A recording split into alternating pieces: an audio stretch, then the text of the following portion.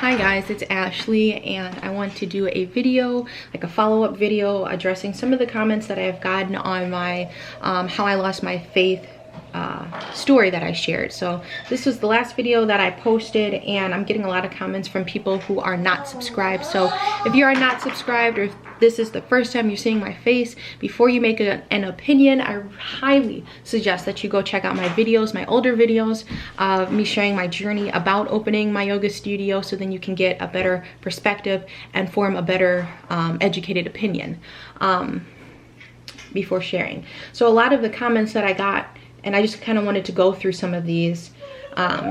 I guess my story I shared of how I lost my faith was when I was in the inner city, and I was invited to this preschool Next Door Foundation to teach yoga and wellness to the children. So I created an entire year program. It took me several weeks to put this together, and I was going there twice a week, and I was teaching I was at 2 different locations teaching yoga, meditation, and wellness to the children, you know, kind of from a physical perspective, so they can, you know, learn to move their muscles and work out, all of that. I guess I don't have to go into that, but that was I was hired basically as a contractor to go into this school. So as I was teaching in the school, 2 minutes before I got to my car was stolen. So I guess you can relate if you've had property stolen, but if you haven't had your car stolen, I don't know how much of this actually relates with you. So when they stole my car, you know, the Kia boys and all that crap, the steering console was all messed up, and I had to replace my entire windshield, the mirror thing. My lane detection doesn't work, so shout out to Kia dealership.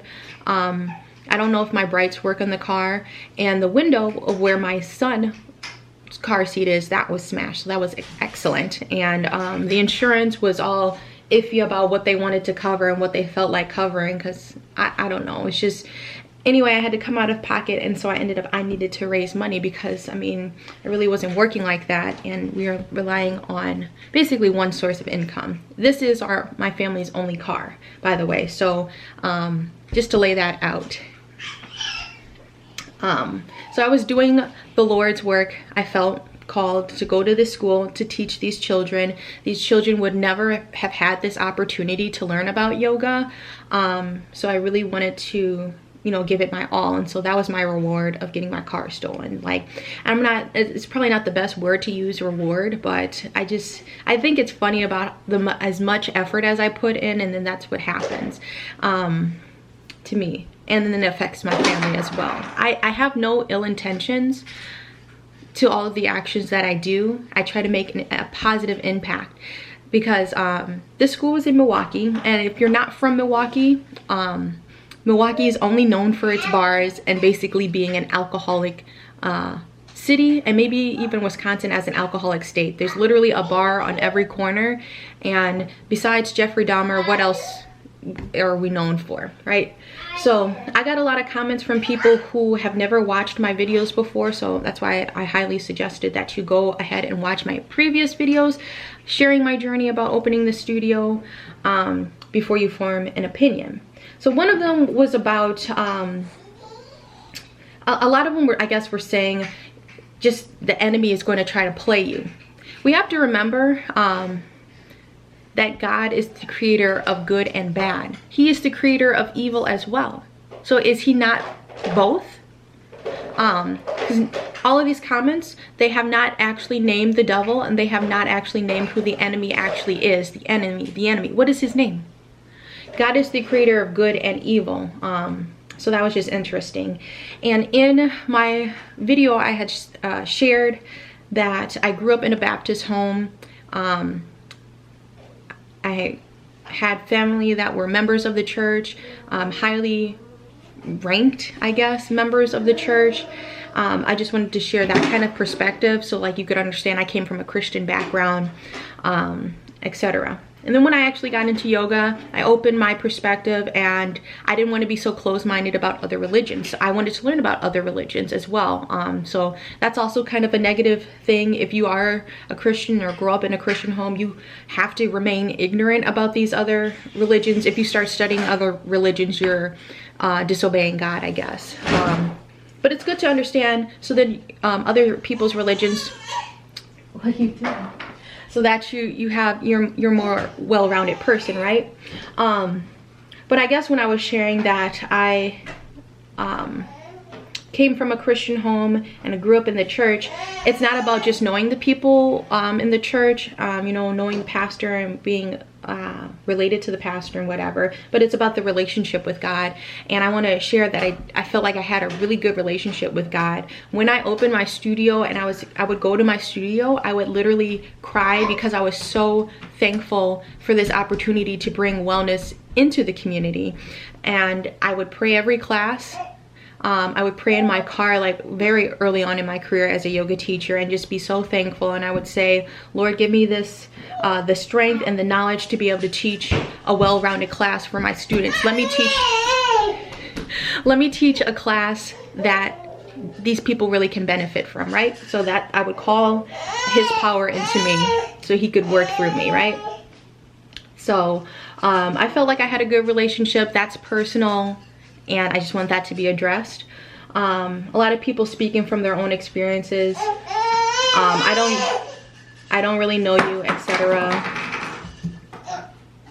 I don't have a good relationship with my mom, and I shared that in a previous video. But one thing that's very important, you don't want just anybody praying for you. So I do appreciate the people that say praying and speaking to God and etc. or praying for you, but unless I ask for your prayer, please don't pray for people, because that can also have negative energy, or you know, people can have negative connotations. We're going to get into that in a sec here. So I guess we can get into that now. When I had my studio, I've never had ill intentions in the things that I've done, and the people I have invited into my studio have had ulterior motives. So we had a massage therapist, and I actually need to do an entire story about this. You know, the whole pandemic was happening. The massage therapist, you know, the pandemic was going on, and I had a massage therapist that had contacted me and said, you know, I'd like to rent this space, but you know, they don't really have the money like that. So I was like, all right, you know, you can rent here, and as you know, as you start to build up your clientele, we'll just raise the rent to my current asking price, you know, just so you know, so you can make a living. You know, nobody would do that for me.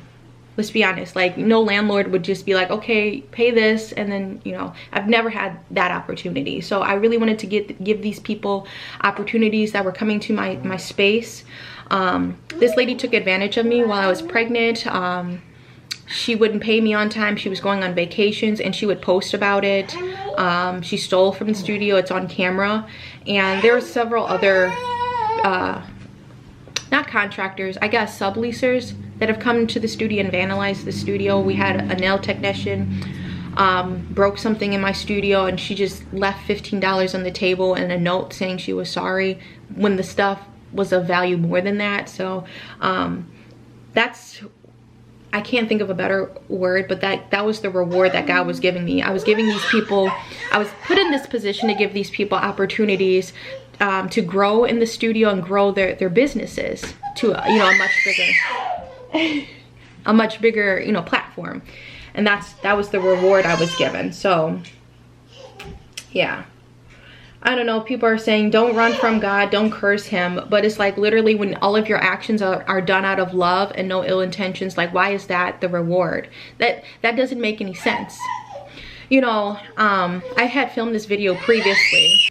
One of the examples I gave, when you don't study for a test and you take the test and then you fail the test, then you're like, why God, why did I get this F? Because you didn't put in the effort. If you go to work, you work all these hours, you're expected to get a paycheck, right?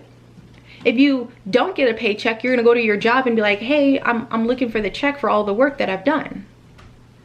So that's, you know, working in the physical, this is kind of the cause and effect. We are all responsible for the causes and the effects in our life because we have choice, right? So I just want to make that clear from, this is my opinion, this is my perspective. Your actions are based on your outcomes. If I'm putting in all of this positive actions, I want to open this space, I want to provide jobs for people, why wouldn't I get a positive outcome? I feel like if God exists, it's kind of like there's something against me in a way, because all of these people that have done me on dirt, they're still living happy and healthy. I don't want to wait until I get to heaven or until I pass away to be able to reap my benefits. You understand? Like, I feel like my blessings, they have like a time limit on them. But yeah, I don't want to get too all over the place. I hope I'm making sense, but I was just reading through some of these comments and I appreciate your guys' opinions.